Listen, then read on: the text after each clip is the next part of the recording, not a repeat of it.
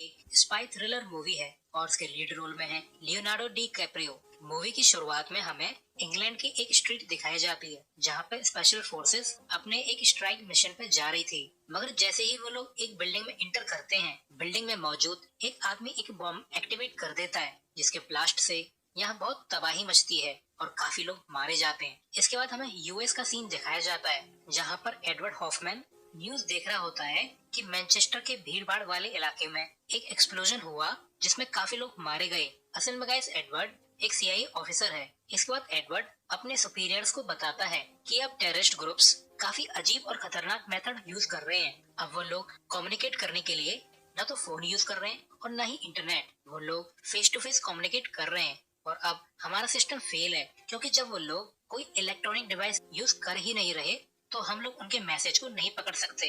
और ये सिचुएशन काफी खतरनाक है क्योंकि हमें नहीं पता कि कौन आदमी टेररिस्ट का मैसेंजर है। वो भीड़ में कोई भी हो सकता है और हमें ये भी नहीं पता कि हमारा दोस्त असल में हमारा दोस्त है या दुश्मन। और खास बात ये है कि ये लोग नेगोशिएट करना ही नहीं चाहते, ये लोग बस तबाही मचाना चाहते हैं। इसके बाद हमें इराक में हमारी कहानी का मेन हीरो रॉजर फेरिस दिखाया जाता है। रॉजर एक सीआईए ऑपरेटिव है जो कि यहाँ पर पोस्टेड है। रॉजर का एक दोस्त भी है जिसका नाम बसाम है।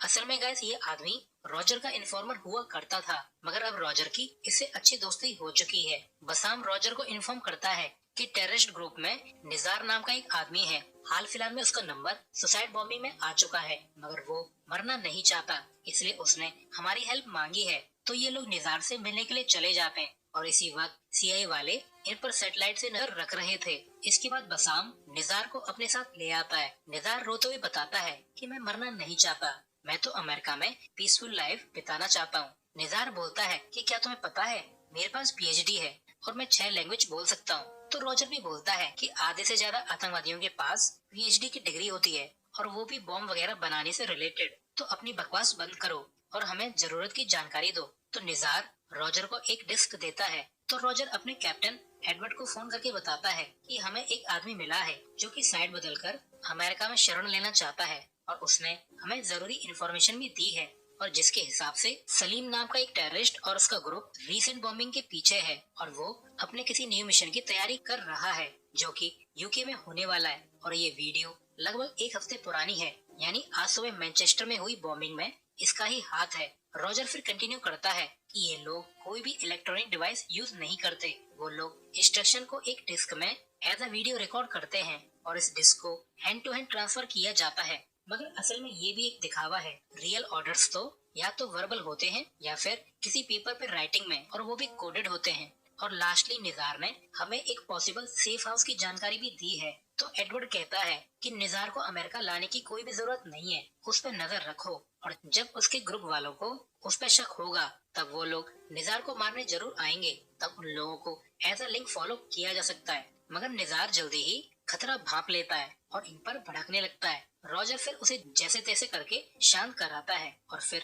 उसे यहाँ से जाने देता है। मगर निजार को नहीं पता था कि बसाम और रॉजर उसे फॉलो कर रहे हैं और तो और सीआईए भी निजार पे नजर रख रही थी। मगर तभी यहाँ पर एक ब्लैक वैन आ जाती है जिसमें से कुछ लोग निकलकर निजार पे फायरिंग करना स्टार्ट कर देते हैं और उसे अपने साथ ले जाने लगते हैं। मगर निजार अभी तक मरा नहीं था, तो निजार की सीआईए से कांटेक्ट करने वाली इन्फॉर्मेशन छुपाने के लिए रॉजर निजार को मार देता है और बसाम के साथ निकल जाता है। मगर एडवर्ड रॉजर से कहता है कि तुम शायद पहचान लिए गए हो तो कुछ दिन के लिए कहीं छुप जाओ। मगर रॉजर ऑर्डर्स को डिसोबे करके निजार के बताए पते पर जाने लगता है जहाँ शायद टेररिस्ट का सेफ हाउस हो सकता है। रॉजर देखता है कि सेफ हाउस के बाहर एक आदमी काफी सारी डिस्क जला रहा है ताकि उसके सुपीरियर्स की कमांड का कोई भी एविडेंस न बचे। तो रॉजर वहाँ जाने के लिए रेडी होने लगता है और बसाम से कहता है कि अगर मैं पकड़ा जाऊँ तो मुझे गोली मार देना। तो बसाम भी कहता है कि खुशी से मेरे दोस्त, भाई दोस्त हो तो ऐसा। रॉजर फिर ड्रेस बदलकर उस आदमी तक पहुंच जाता है और इसी वक्त बसाम एक आदमी को मार देता है और दूसरे को रॉजर टपका देता है। इसके बाद यहाँ पर तगड़ी फाइट चालू हो जाती है। तो बसाम सीआईए से मदद बुलाने लगता है और सीआईए भी जल्दी से एक्टिव हो जाती है। और अपने 2 हेलीकॉप्टर यहाँ पे भेजती है। और दूसरी तरफ रॉजर वगैरह जलती हुई सीडीज वगैरह उठाकर जल्दी से यहाँ से भाग निकलते हैं। और बैकग्राउंड में यहाँ पे एक तगड़ा ब्लास्ट होता है और इस इंसिडेंट का बाकी आतंकवादियों को भी पता लग जाता है और वो दूसरी तरफ से रॉजर की कार को चेज करने लगते हैं। और अब तक सीआईए के हेलीकॉप्टर भी यहाँ तक पहुँच चुके थे और वो फर्स्ट चेजिंग कार को जल्दी ही उड़ा देते हैं। और जब तक वो दूसरी कार पर हमला कर पाते, दूसरी कार में मौजूद टेररिस्ट अपनी आरपीजी से रॉजर की कार को उड़ा देते हैं, जिसमें बसाम तो मारा जाता है मगर रॉजर बच जाता है। आखिर हीरो जो है, पिक्चर भी तो पूरी करनी है। यूएस फोर्स वाले रॉजर को जल्दी से लेकर यहाँ से निकल जाते हैं क्योंकि वो अभी भी जिंदा था। जब रॉजर को होश आता है, वो अमेरिकन आर्मी बेस में था। वहाँ मौजूद डॉक्टर रॉजर को बताता है कि ऑपरेशन के दौरान तुम्हारे घावों में से काफी बोन फ्रैगमेंट्स मिले हैं जो कि तुम्हारे नहीं हैं। तो ये जानकर रॉजर समझ जाता है कि ब्लास्ट के दौरान बसाम के बोन फ्रैगमेंट्स उसमें गड़ गए होंगे। फिर हमें दिखाया जाता है कि असल में ये यूएस मिलिट्री का कतर बेस है, जहाँ पे एडवर्ड रॉजर को फोन पर बोलता है कि तुम्हारी लाई गई डिस्क से हमें काफी इंफॉर्मेशन मिली है, जिसमें काफी सारे फोन नंबर्स और अमान में सलीम की सीक्रेट बेस की डिटेल भी है। रॉजर काफी गुस्सा कर पूछता है कि बसाम की फैमिली का क्या होगा, उसने इस मिशन के लिए अपनी जान गंवा दी। तो एडवर्ड बताता है कि कौन सा बसाम, मैं तो उसे जानता भी नहीं। और मिस्टर रॉजर, तुम अब अमान जा रहे हो। गाइस, अमान जॉर्डन कंट्री में एक शहर है और अमान में Roger as a acting station chief होगा। एडवर्ड रॉजर से कहता है कि वहाँ तुम जॉर्डन के जीआईडी से कांटेक्ट करोगे। वो लोग भी सलीम के टेररिस्ट ग्रुप के पीछे पड़े हैं और तुम हनी सलीम नाम के एक आदमी के साथ काम करोगे जो कि जीआईडी का हेड है। तो रॉजर इस अरेंजमेंट के लिए राजी हो जाता है। इसके बाद जॉर्डन में यूएस की एम्बेसी दिखाई जाती है, जहाँ पर रॉजर की मुलाकात करंट स्टेशन चीफ से होती है, जिससे रॉजर ऑफिस से बाहर निकल जाने के लिए कहता है क्योंकि न्यू ऑर्डर्स के हिसाब से नया स्टेशन चीफ रॉजर होगा और पुराना चीफ रॉजर को बुरा भला कहकर यहाँ से निकल जाता है। इसके बाद रॉजर जीआईडी कॉम्प्लेक्स जाता है। दरअसल गाइस, जीआईडी जॉर्डन की इंटेलिजेंस एजेंसी है, जहाँ पर रॉजर की मुलाकात जीआईडी के हेड हनी सलाम से होती है और कुछ देर एक दूसरे की झूठी बड़ाई मारने के बाद ये काम के मुद्दे पे आ जाते हैं। रॉजर हनी सलाम को कुछ इन्फॉर्मेशन देकर बताता है कि हाल ही में हमें अमान में सलीम के टेररिस्ट कैंप और सेफ हाउस का पता चला है। हनी सलाम सरप्राइज है क्योंकि एडवर्ड हॉफमैन अपनी सीक्रेट इन्फॉर्मेशन किसी से भी शेयर नहीं करता। तो रॉजर बोलता है कि सर, ये इन्फॉर्मेशन मेरी तरफ से है क्योंकि यहाँ काम करने के लिए एटलीस्ट मुझे आपका भरोसा चाहिए। तो हनी सलाम कहता है कि अगर मेरे साथ काम करना है, पहला रूल हर समय फॉलो करना कि कभी भी मुझसे झूठ मत बोलना। असल में गाइस, रॉजर को जॉर्डन के जीआईडी एजेंट्स की जरूरत सलीम के सेफ हाउस पर नजर रखने के लिए चाहिए थी। इसके बाद रॉजर दूर से सलीम के सेफ हाउस को चेक करता है और इस टाइम पर जीआईडी के एजेंट्स भी यहाँ तक पहुँच जाते हैं और वो लोग सेफ हाउस पे नजर रखने लगते हैं। और इन लोगों ने ढकेल वाला तो रूप बना रखा था, मगर तभी रॉजर को एक लड़के पे शक होता है जो कि सलीम के एक आतंकवादी से कांटेक्ट कर रहा था। तो रॉजर का साथी बताता है कि ये हमारा आदमी है और ये सर एडवर्ड हॉफमैन के ऑर्डर पे काम कर रहा है। रॉजर जल्दी ही समझ जाता है कि इस सब में एडवर्ड हॉफमैन कुछ गड़बड़ जरूर कर रहा है और ये उसी का आदमी है और ऐसा होता भी है। इसी टाइम एडवर्ड इन पे नजर रख रहा था। इसके बाद वो टेररिस्ट खतरा भाप कर यहाँ से भाग जाता है, मगर रॉजर उस आतंकवादी तक पहुंचकर उसे मार देता है। मगर कुछ डॉग्स रॉजर को काट लेते हैं और बेचारे रॉजर को रेबीज का इंजेक्शन ठुआना पड़ता है। और यहाँ हॉस्पिटल में उसकी मुलाकात आयशा नाम की एक नर्स से होती है जो कि रॉजर को पहली ही नजर में पसंद आ जाती है। वैसे गाइस, एजेंट्स के स्ट्राइक जोन में फीमेल हीरोइन नर्स या सिंगल मदर ही होती हैं। रॉजर को पता चलता है कि आयशा एक ईरानियन है। इस बात रॉजर एडवर्ड पर काफी भड़कता है कि एक तरफ तो मुझे ऑपरेशन चलाने के लिए अमान भेजते हो और दूसरी तरफ खुद भी यहाँ पे ऑपरेशन चलाते हो जो कि मेरे ऑपरेशन का काम बिगाड़ रहा है। मगर एडवर्ड रॉजर की बातों पे कोई भी ध्यान नहीं देता। इसके बाद रॉजर हनी सलाम से मिलने जाता है, जहाँ पर हनी सलाम रॉजर के बॉस एडवर्ड की हरकतों से काफी नाखुश है और वो रॉजर को टॉर्चर रूम का सीन दिखाता है, जहाँ पर एडवर्ड के आदमी को बुरी तरह से टॉर्चर किया जा रहा था। हनी सलाम बोलता है कि एडवर्ड को बताना कि तुमने यहाँ पे क्या देखा, वरना वो अपनी हैसियत भूलकर फिर से बेवकूफी कर बैठेगा। इसके बाद हमें एम्स्टर्डम का सीन दिखाया जाता है, जहाँ एक आदमी को कचरे के डिब्बे में एक कागज मिलता है जहाँ पर नेस्ट ब्लास्ट की लोकेशन लिखी हुई थी, यानी ये सलीम का ही आदमी है। इसके बाद पेपर पे लिखी जगह पर एक तगड़ा ब्लास्ट होता है जिसमें काफी सारे लोग मारे जाते हैं और इसी इंसिडेंट की न्यूज रॉजर भी देख रहा होता है और इसी न्यूज को सलीम और उसके आदमी भी देख रहे होते हैं। और ये सब देखकर सलीम अपने काम से काफी खुश है। इसके बाद हनी सलाम रॉजर से मिलता है और उसे अपने साथ ले जाता है। हनी सलाम बताता है कि आज सुबह हुई एम्स्टर्डम वाली बॉम्बिंग सलीम का ही काम है और वैसे हमें सलीम के टेररिस्ट ग्रुप में मौजूद एक आदमी मिल चुका है। हनी सलाम बताता है कि असल में तुमने मुझे जब इन्फॉर्मेशन दी थी तो मैंने उन फोटोज में से एक आदमी को पहचान लिया था और मैं उसे बचपन से जानता हूँ। उसका नाम मुस्तफा करामी है। और फिर ये लोग एक वीरान इलाके में पहुँच जाते हैं जहाँ पर मुस्तफा को पकड़ के रखा गया था। हनी सलाम जो कि मुस्तफा को पहले से जानता था, वो उसे धमकी देता है कि या तो तुम हमारे लिए काम करो या मैं तुम्हारी मदर को तुम्हारी सच्चाई बता दूंगा। तो डरकर मुस्तफा हनी सलाम की बात मान जाता है और फिर हनी सलाम उसे जाने देता है, वो भी सुपर साइकिल पर। अच्छी पनिशमेंट है। वहीं जब रॉजर इस सब के बारे में एडवर्ड को बताता है तो एडवर्ड भी जॉर्डन पहुंच जाता है और हनी सलाम से जाकर मिलता है और डायरेक्टली मुस्तफा के बारे में जानकारी मांगता है, मगर हनी सलाम इसके लिए साफ साफ मना कर देता है। मगर एडवर्ड सलीम की रिसेंट फोटो दिखाकर बोलता है कि शायद ये फोटो मुस्तफा से ज्यादा कीमती है, मुझे मुस्तफा चाहिए। मगर हनी सलाम अभी भी डील के लिए मना कर देता है। तो लौटते समय रॉजर एडवर्ड पे काफी भड़कता है और बोलता है कि तुम्हारे पास सलीम की फोटो थी तो ये फोटो तुमने मुझे पहले क्यों नहीं दी। मगर एडवर्ड इसका कोई भी जवाब नहीं देता। मगर फिर भी एडवर्ड बताता है कि सलीम का असली नाम करीम शम्स है जो कि सीरिया में पला बड़ा है। इसके बाद रॉजर एडवर्ड को समझाता है कि मुस्तफा को डबल एजेंट बनाने की कोशिश मत करना, वरना हनी सलाम मुझे इस देश से निकाल देगा और इस ऑपरेशन का बैंड बच जाएगा।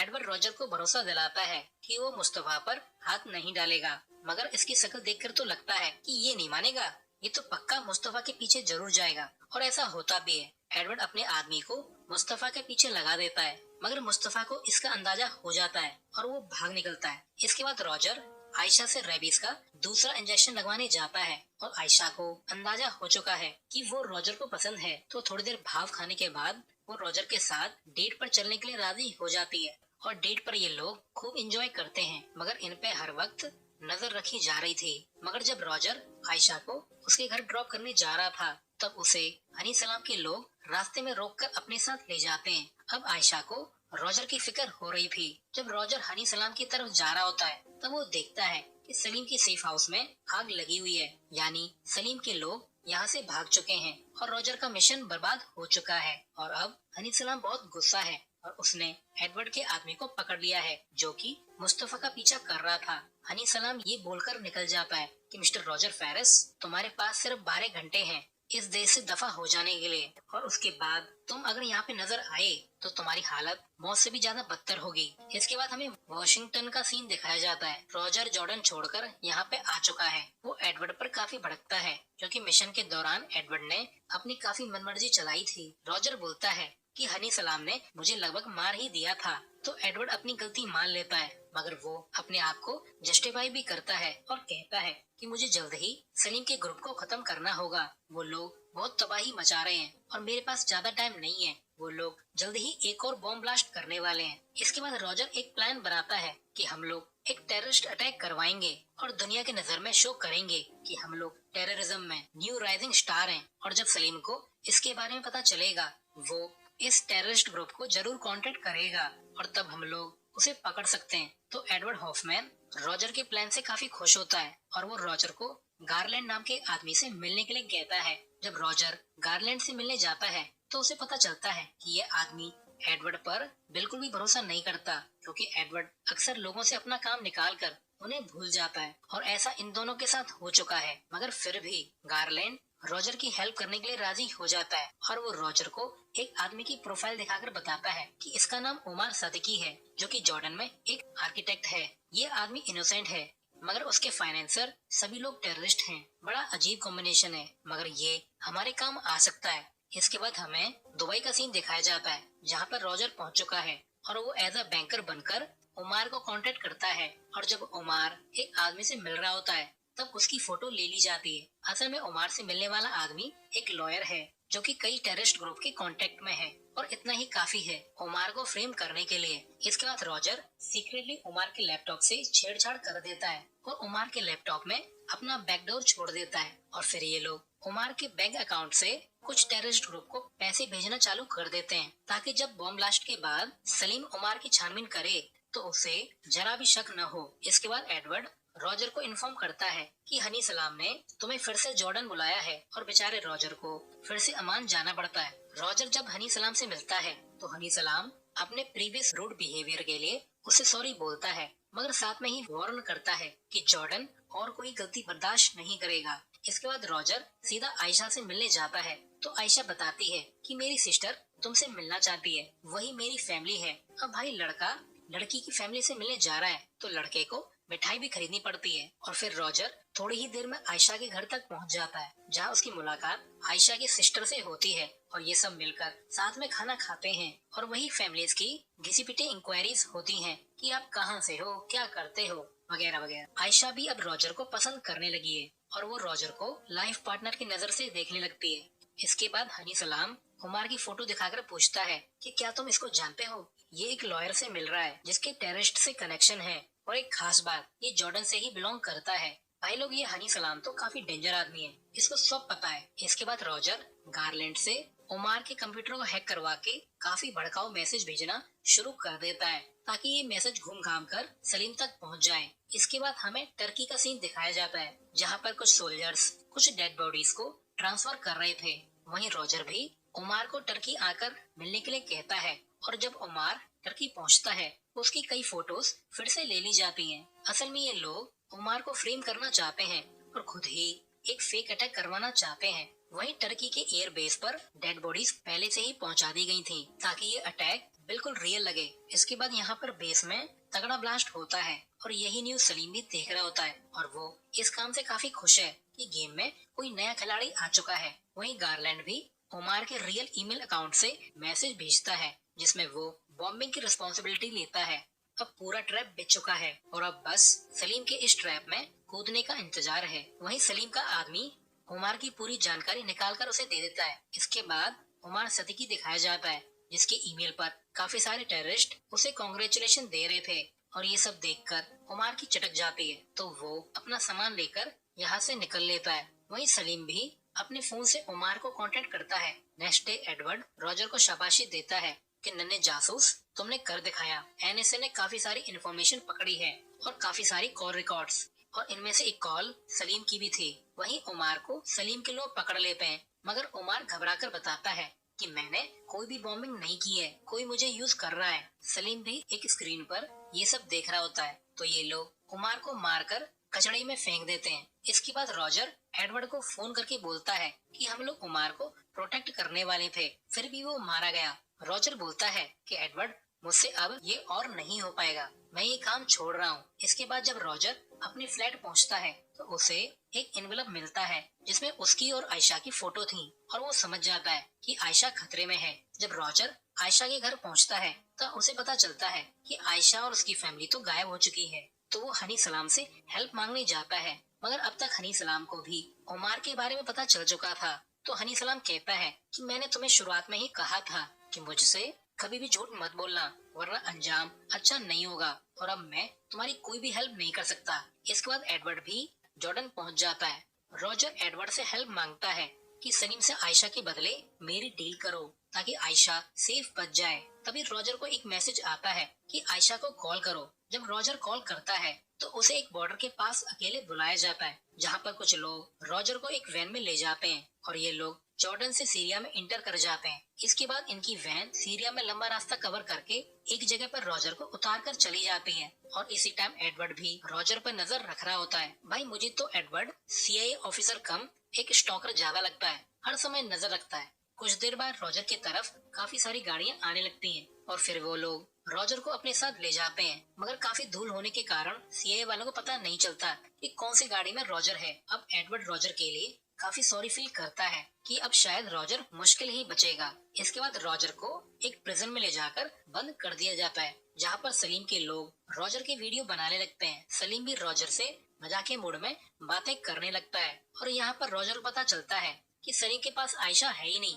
आयशा को सलीम के लोगों ने किडनैप किया ही नहीं है मगर सलीम ने रॉजर की किसी से डील की है, यानी कोई तो है जिसने रॉजर को धोखा दिया है। और इसी जगह पर मुस्तफा करामी भी मौजूद था जिसे हनी सलाम ने डरा धमकाकर अपने लिए काम पर रखा था। तो रॉजर जल्दी ही समझ जाता है कि मुस्तफा ने ही सलीम को रॉजर के बारे में बताया है और उसने ही रॉजर की डील करवाई है, तो रॉजर सलीम को बता देता है कि Mustafa Jordan intelligence head Honey सलाम के लिए काम करता है, मगर सलीम रॉजर की उंगलियां तोड़ देता है। इसके बाद सलीम अपने आदमियों को कैमरे के सामने मार देने के ऑर्डर देकर यहाँ से निकल जाता है। जब सलीम के गुंडे रॉजर को कैमरे के सामने मारने वाले थे, तभी यहाँ पर जॉर्डन की स्पेशल फोर्स आ जाती है, जो सभी गुंडों को मार देती है, और ये लोग असल में हनी सलाम के लोग थे। वहीं बाहर जब सलीम अपनी गाड़ी में जाकर बैठता है, तब हमें पता चलता है कि सलीम का ड्राइवर भी हनी सलाम का ही आदमी है, और फिर सलीम को अरेस्ट कर लिया जाता है। इसके बाद रॉजर का एक हॉस्पिटल में ट्रीटमेंट होता है, जहाँ पर हनी सलाम उससे मिलने आता है, और अब तक रॉजर भी समझ जाता है कि आयशा को हनी सलाम ने ही किडनैप करवाया था। हनी सलाम ने ही रॉजर को सीरिया के डेजर्ट में ड्रॉप करवाया था। गाइस, असल में हनी सलाम ने ही करीम के थ्रू सलीम से रॉजर की डील की थी, मगर उसका हिडन मोटिव रॉजर को फॉलो करते हुए सलीम तक पहुंचकर उसे पकड़ना था, और उसने आयशा को इसलिए किडनैप करवाया था ताकि रॉजर बिना ज्यादा सोचे सलीम के पास चला जाए। हनी सलाम स्माइल करके रॉजर से कहता है कि तुम जिंदा हो और आयशा भी जिंदा है, और सलीम पकड़ा गया। क्यों, हुई ना हैप्पी एंडिंग, क्या कहते हो? हनी सलाम कहता है कि मिस्टर रॉजर, तुम आयशा से जाकर मिल सकते हो। इसके बाद एडवर्ड रॉजर को सीआईए हेडक्वार्टर में डेस्क जॉब ऑफर करता है, मगर अब रॉजर सीआईए और एडवर्ड के लिए काम करना नहीं चाहता। रॉजर फिर दूर से आयशा को काम करते हुए देखता है और फैमिली विजिट के लिए स्वीट्स वगैरह खरीदने लगता है। और लास्ट सीन में एडवर्ड भी रॉजर पे से सैटेलाइट सर्विलेंस हटवा देता है, यह कहकर कि रॉजर अब सीआईए के लिए काम नहीं करता।